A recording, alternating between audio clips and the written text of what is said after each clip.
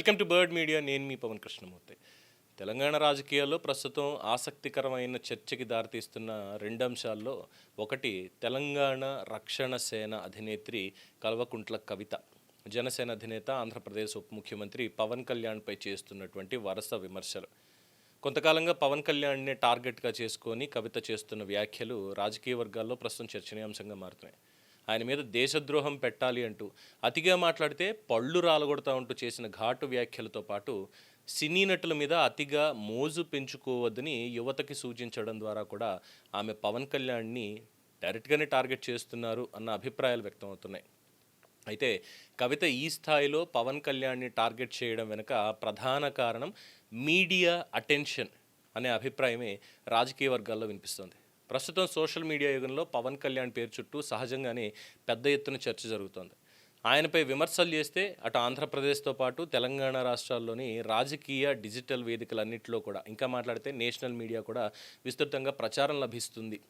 Delhi liquor scam తర్వాత రాజకీయంగా ఎదురైనటువంటి సవాళ్ళన్నింటినీ కూడా అధిగమించి మళ్ళీ ప్రజల్లో నిలవడానికి కవిత ఈ వ్యూహాన్ని అనుసరిస్తున్నారు అనేటువంటి ఒక అభిప్రాయాన్ని చాలామంది వ్యక్తం చేస్తున్నారు. It is nothing but AP రాజకీయ నాయకులకి ఆక్సిజన్గా పవన్ కళ్యాణ్ ఎలాగ మారారో, ముఖ్యంగా విపక్షాలకి, అలాగే తెలంగాణలో కూడా కవితకి కూడా, అంటే ఇక్కడ ఉన్నటువంటి రేవంత్ రెడ్డో, కేటీఆరో, లేదంటే హరీష్ రావో, బీజేపీ నుంచి బండి సంజయ్, రఘునందన్ రావో, వీళ్ళెవ్వరూ కాదు, ఇక్కడ ఉన్నటువంటి పార్టీలు ఇవి కాదు, పవన్ కళ్యాణ్ ఈవిడికి కూడా ఆక్సిజన్గా మారిపోయారనేటువంటి అభిప్రాయమే చాలామందిలో ఉంది.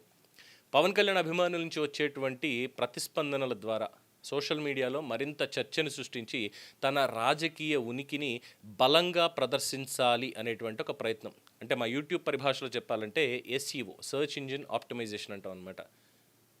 దానికి కీవర్డ్స్, హ్యాష్ ట్యాగ్స్ ఇవన్నీ ఉంటాయి కదా. సోషల్ మీడియాలో కూడా ఇంకా కవిత పవన్ కళ్యాణ్, కవిత వర్సెస్ పవన్ కళ్యాణ్, ఈ రకమైనటువంటి చర్చ జరిగి ఎప్పుడు లైమ్ లైట్లో ఉండాలి, దాన్ని బలంగా చూపించుకోవాలి, ఇగో ఇంత మార్కెట్ ఉంది నాకని చూపించుకోవాలి అనేటువంటి ఒక స్ట్రాటజీలో భాగమై ఉండొచ్చు అనేదే చాలామంది అభిప్రాయం.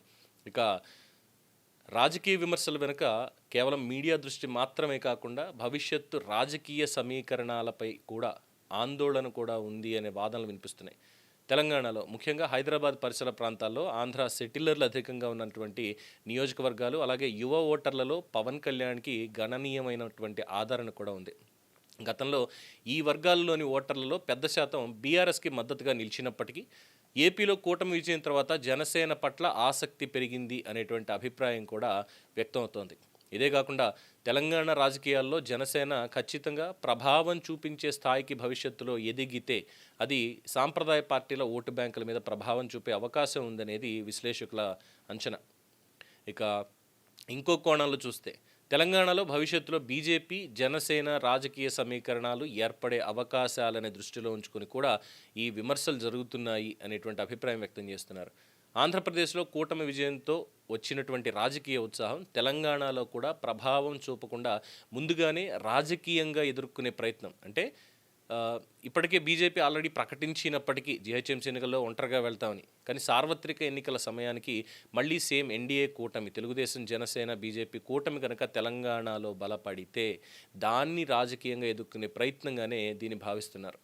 అయితే జాతీయ స్థాయిలో గుర్తింపు ఉన్న నేత మీద వ్యక్తిగత విమర్శలు చేయడం, అంటే పళ్ళు రాలగొడతామనేటువంటి ఈ వివాదాస్పద వ్యాఖ్యలు చేయడం మరి రాజకీయంగా లాభిస్తుందా?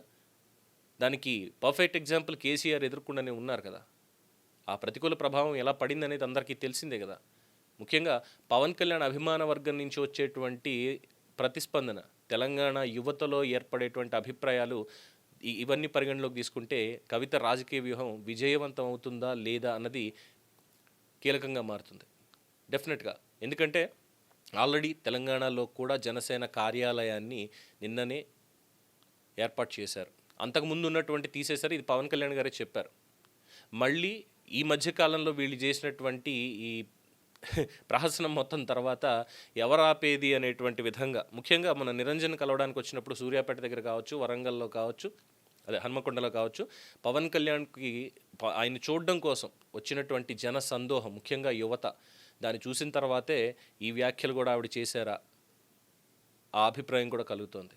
సో ప్రస్తుతానికి చూస్తే కవిత పవన్ కళ్యాణ్ మధ్య మాటల యుద్ధం, అంటే ఇక్కడేమి కళ్యాణ్ గారు ఆవిడని ఏం అనలేదు, ఆవిడ మీద ఏమి ఎక్కడ వ్యాఖ్యలు వ్యక్తిగతంగా చేయలేదు. కానీ ఆయన జనరలైజ్ చేస్తూ మొత్తం రాజకీయ వ్యవస్థ మీద మాట్లాడినటువంటి మాటలు వాటిని తీసుకొని ఇక్కడ కవిత మాత్రం పవన్ కళ్యాణ్ మీద వ్యక్తిగత విమర్శలు చేస్తున్నారు.